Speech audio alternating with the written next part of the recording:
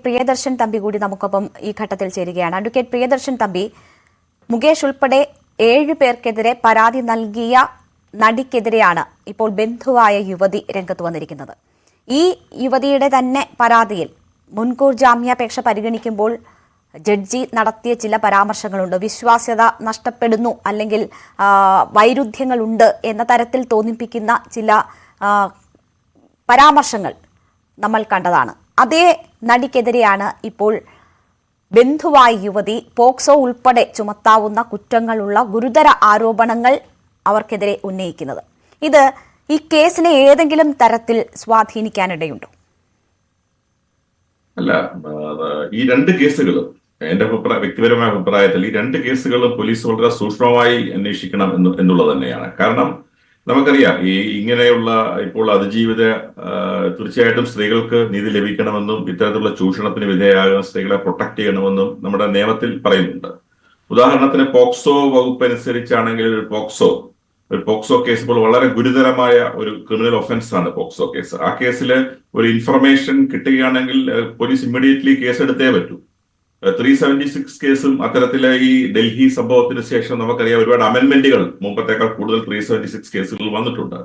എന്നാൽ ഒറ്റപ്പെട്ടതാണെങ്കിൽ പോലും ഒട്ടനവധി ഫാൾസ് കേസുകളും ഉണ്ടാകുന്നുണ്ട് എന്ന് നമുക്ക് പറയാതിരിക്കാൻ കഴിയില്ല. കാരണം ഈ ബെനവലന്റ് പ്രൊവിഷൻസിനെ, നിയമത്തിലുണ്ടായിരിക്കുന്ന ഇത്തരത്തിലുള്ള വെൽഫെയർ ആയിട്ടുള്ള പ്രൊവിഷൻസിനെ തങ്ങളുടെ വ്യക്തി വിരോധം തീർക്കുവാൻ വേണ്ടിയും അത് തങ്ങൾക്ക് അനുകൂലമാക്കുവാനും വേണ്ടിയുള്ള ഒറ്റപ്പെട്ട ചില കേസുകൾ ഉണ്ടാകാറുണ്ട് എന്നുള്ളത് കോടതികളുടെ ശ്രദ്ധയിലും ഇപ്പോൾ പെട്ടിട്ടുണ്ട്. അതുകൊണ്ട് തന്നെയാണ് പോലീസ് തീർച്ചയായിട്ടും ഇത്തരത്തിലുള്ള കേസുകൾ അന്വേഷിക്കുമ്പോൾ അത് പ്രൈമ ഫേസി കേസുണ്ടോ എന്നുള്ളത് അന്വേഷിക്കണമെന്ന് പറയുന്നത്.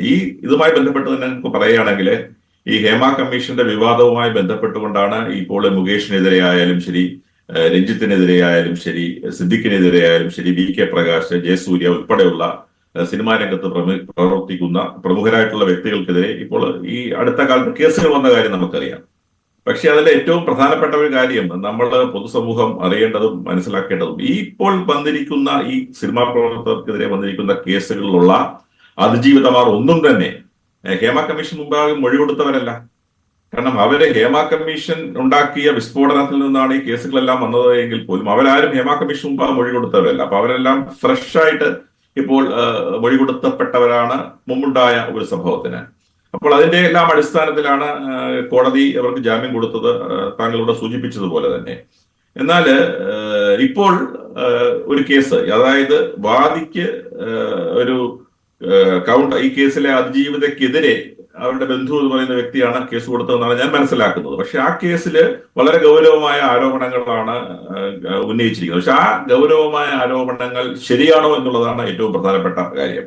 ഉദാഹരണത്തിന് ഇങ്ങനെ ഒരു കേസ് അവർ കൊടുത്തതിന് ശേഷമാണ് ഇവരിപ്പോൾ പുതിയൊരു കേസുമായി വന്നിരിക്കുന്നത്. അപ്പോൾ സ്വാഭാവികമായും അഭിഭാഷകരുടെ ഭാഷയിൽ പറഞ്ഞാൽ ഒരു കൗണ്ടർ കേസ് എന്നോ കൗണ്ടർ ബ്ലാസ്റ്റ് എന്നോ ഒക്കെ വേണമെങ്കിൽ നമുക്ക് വിശേഷിപ്പിക്കാം. എന്നതുകൊണ്ട് മാത്രം അവര് അതിന് ഇങ്ങനെ കൊടുത്തു എന്നതുകൊണ്ട് മാത്രം അവരുടെ കേസ് മോശമാണെന്ന് നമുക്ക് പറയാൻ കഴിയും. അതുകൊണ്ട് തീർച്ചയായിട്ടും പോലീസിന് വലിയ ഉത്തരവാദിത്വമാണ്, അല്ലെങ്കിൽ സ്പെഷ്യൽ ഇൻവെസ്റ്റിഗേഷൻ ടീമിന് വലിയ ഉത്തരവാദിത്വമാണ് ഇത്തരത്തിലുള്ള കേസുകൾ ഉള്ളത്. കാരണം ഈ പതിരിൽ നിന്ന് നെല്ല് നമ്മൾ വേർതിരിച്ചെടുക്കുന്നത് പോലെ ഇത്തരത്തിലുള്ള അലിഗേഷൻസ് വരുമ്പോൾ ആ അലിഗേഷൻസിലെ സത്യം മുഴുവൻ സത്യമാണോ, എത്രത്തോളം സത്യമുണ്ട്, അല്ലെങ്കിൽ എന്തിനു വേണ്ടിയാണ് ഇത്തരം ആരോപണങ്ങൾ സത്യമല്ലെങ്കിൽ കൊടുത്തിട്ടുള്ളത് എന്നുള്ളതിനെ കുറിച്ചെല്ലാം വളരെ കൃത്യമായ അന്വേഷണം നടത്തേണ്ടതുണ്ട്. ഹൈക്കോടതിയുടെ ഡിവിഷൻ ബെഞ്ച് പറഞ്ഞിട്ടുള്ളതുപോലെ നമ്മുടെ രാജ്യത്തെ അതിജീവിതമാരുടെ നമ്മൾ അവകാശങ്ങൾ സംരക്ഷിക്കുന്നതിനോടൊപ്പം തന്നെ ഫാൾസായി ഇംപ്ലിക്കേറ്റ് ചെയ്യപ്പെടുന്ന വ്യക്തികളുടെയും ഉണ്ടെങ്കിൽ അവരുടെയും അവകാശങ്ങൾ സംരക്ഷിക്കാനുള്ള ബാധ്യത നമ്മുടെ നിയമവ്യവസ്ഥയ്ക്ക് ഉണ്ട് എന്ന് നമ്മൾ മറന്നുകൂടാ. അതുകൊണ്ട് തന്നെ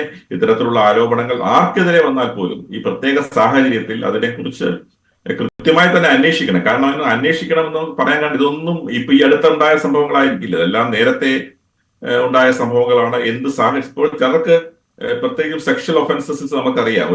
ഒരാള് ഒരു സംഭവം ഉണ്ടായാൽ, അല്ലെങ്കിൽ ഞാൻ എന്ന വ്യക്തി ഒരു സ്ത്രീയാണെങ്കിൽ എനിക്കൊരു സംഭവം ഉണ്ടായാൽ ഉടനെ ചിലപ്പോൾ നമുക്ക് പരാതി കൊടുക്കാൻ കഴിയില്ല. നമ്മൾ അപ്പോഴത്തെ മാനസികാവസ്ഥ അപ്പോഴായിരിക്കും. അതുകൊണ്ട് ഡിലേ ഉണ്ടായി എന്നുള്ള ഒറ്റ കാരണത്താൽ സാധാരണ അടിക്കേസോ കൊലപാതക കേസോ പോലെ ഒരു കേസിൽ കംപ്ലൈന്റ് ഫയൽ ചെയ്യാൻ ഡിലേ ഉണ്ടായി എന്നുള്ളത് കൊണ്ട് ആ കേസ് നമുക്ക് എഴുതിത്തള്ളാൻ കഴിയില്ല. കാരണം പല സാഹചര്യങ്ങൾ ഉണ്ടാകാം. ഒരു സ്ത്രീയെ സംബന്ധിച്ചിടത്തോളം ചിലപ്പോൾ ഭയന്ന് പരാതി കൊടുക്കില്ല, അല്ലെങ്കിൽ സ്വന്തം സംരക്ഷണം ഓർത്ത് പരാതി കൊടുക്കില്ല, മാനഹാനി ഓർത്ത് പരാതി കൊടുക്കില്ല, അല്ലെങ്കിൽ മറ്റ് സാഹചര്യങ്ങൾ ഓർത്ത് പരാതി കൊടുക്കില്ല. അപ്പോൾ അതുകൊണ്ട് അവർ പരാതി കൊടുക്കാൻ താമസിച്ചു എന്നുള്ളത് ഒരിക്കലും അവരെ ഒരു കാരണമല്ല. ഈ തീർച്ചയായും കാര്യങ്ങളെല്ലാം ഞാൻ ഈ തന്നെ പരാതി പരിശോധിക്കണം. ഉന്നയിച്ച